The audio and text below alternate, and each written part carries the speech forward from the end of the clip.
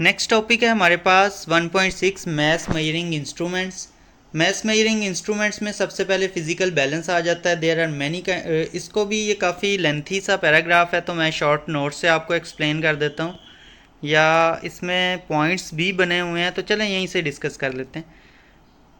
तो यहाँ पे अगर आप देखें, there are many kinds of balances use for measuring mass of an object in our daily life. We used term weight instead of mass. In physics they have different meanings. Okay, basically यहाँ पे explain किया जा रहा है कि daily life में हम बोलते हैं कि हम किसी ऑब्जेक्ट का मैस फाइंड आउट कर रहे हैं, लेकिन हम बेसिकली वेट फाइंड आउट कर रहे होते हैं। अब ओवरऑल अगर हम देखें, एक जनरल आदमी किसी से भी पूछेंगे तो वो कहेगा वेट और मैस एक ही चीज़ है, लेकिन फिज़िक्स के अंदर वेट और मैस जो हैं वो डिफरेंट क्वांटिटीज़ हैं। जैसे कि मैस जो होता है वो measure quantity of matter in the body. Mass क्या बताता है कि किसी भी बॉडी के अंदर कितना क्वांटिटी है मैटर की, ये उसका मैस होता है। जबकि वेट क्या बताता है, weight is the force by which the body is attracted toward the earth. Weight हम उस फोर्स को कहते हैं जिससे ज़मीन जो है या ग्रेविटी जो है वो उस ऑब्जेक्ट को अपनी तरफ खींच रही है। ठीक है, इन दोनों में अच्छा खासा डिफरेंस है। तो इसीलिए हम एक रिलेशन यूज़ करते होते हैं कि वेट जो होता है W is equal to mg। ठीक है, mass multiply by gravity. Gravity जो कि अर्थ पे 10 हम जिसको कंसीडर करते हैं कांस्टेंट, तो ये मैस का इस सूरत हाल में फार्मूला क्या बनेगा, मैस अगर इसी से रीअरेंज कर लें तो ग्रेविटी इधर मल्टीप्लाई हो रही है, उधर जाके डिवाइड हो जाएगी, तो मैस आएगा वेट डिवाइडेड बाय ग्रेविटी यानी 10। तो आपका जो वेट है जो आप फाइंड आउट करते हैं, जो देखते हैं, उससे अगर आप 10 से डिवाइड कर देंगे तो आपको आपका मैस मिल जाएगा। तो फिलहाल आप जो वेइंग मशीन पे करते हैं वो क्या होता है, वेट। नेक्स्ट अगर देखें तो एक्सप्लेन किया जा रहा है कि मैस तो नहीं लेकिन वेट जो है वो मेजर किया जा सकता है यूजिंग स्प्रिंग बैलेंस, क्योंकि अर्थ के ऊपर हर जगह ग्रेविटी का इफेक्ट है। मैस तो हम तब इजीली फाइंड आउट कर सकते हैं ना कि जब ग्रेविटी का इफेक्ट ना हो, हम स्पेस में हों। The mass the weight can be measured using spring balance. ये स्प्रिंग बैलेंसेज हैं, इनसे हम वेट भी फाइंड आउट कर सकते हैं। जी, तो मैस को फाइंड आउट करना अर्थ के ऊपर तो इतना इजी नहीं है। उसकी वजह क्या है कि मैस हर वक्त जो है ग्रेविटी का इफेक्ट होता है, और जो मैस है उस पर ग्रेविटी लग रही होती है जिसकी वजह से वेट फाइंड आउट होता है। तो मैस फाइंड आउट नहीं होता है डायरेक्टली, तो हम इसे कंपेयर कर लेते हैं, यानी हम दो चीज़ों का वेट मेजर करेंगे। जिसका वेट ज़्यादा है इट्स मीन उसमें मैस ज़्यादा है, क्योंकि ग्रेविटी तो दोनों पे 10-10 ही लग रही है। तो इस लिहाज से the mass of an object is found by comparing it with known standard mass. तो मैस फाइंड आउट हम ऐसे करते हैं कि हम दो चीज़ों को कंपेयर कर लेते हैं। जैसे ये आपके सामने एक फिज़िकल बैलेंस है, इसमें एक चीज़ हमने इधर रखी है, एक इधर रखी है। अगर दोनों जो हैं वो इक्वल हैं तो इट्स मीन दोनों के मैसेस भी इक्वल हैं। ठीक है, तो ये हम स्ट्रेटजी यूज़ करके मैस को फाइंड आउट करते हैं।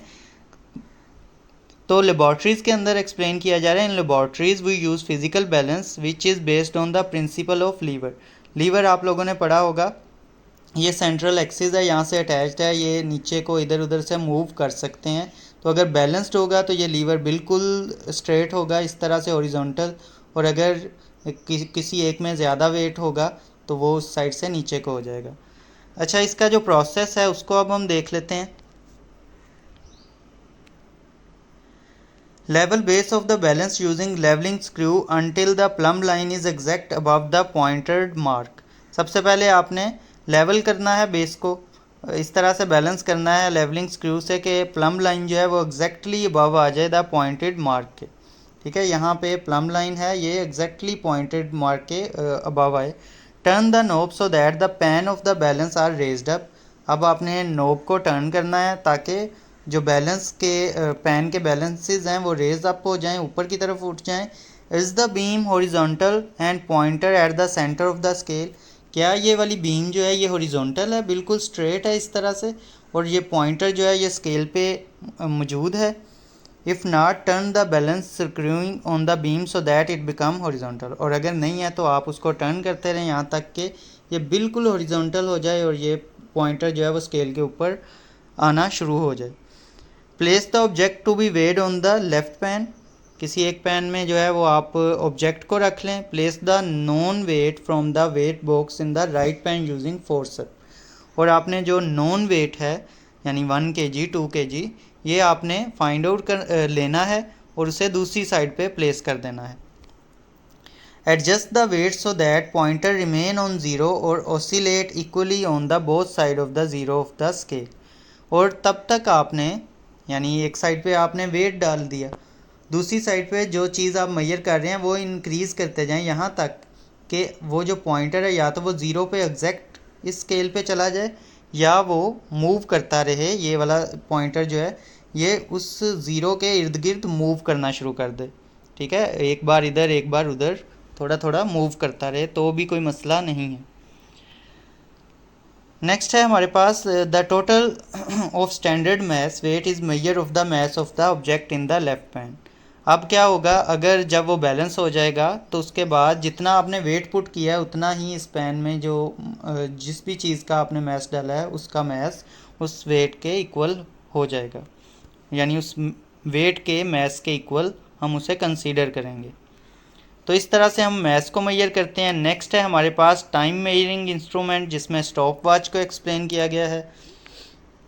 तो बेस क्वांटिटी में टाइम भी हमने पढ़ा था जिसका सेकंड एसआई यूनिट है।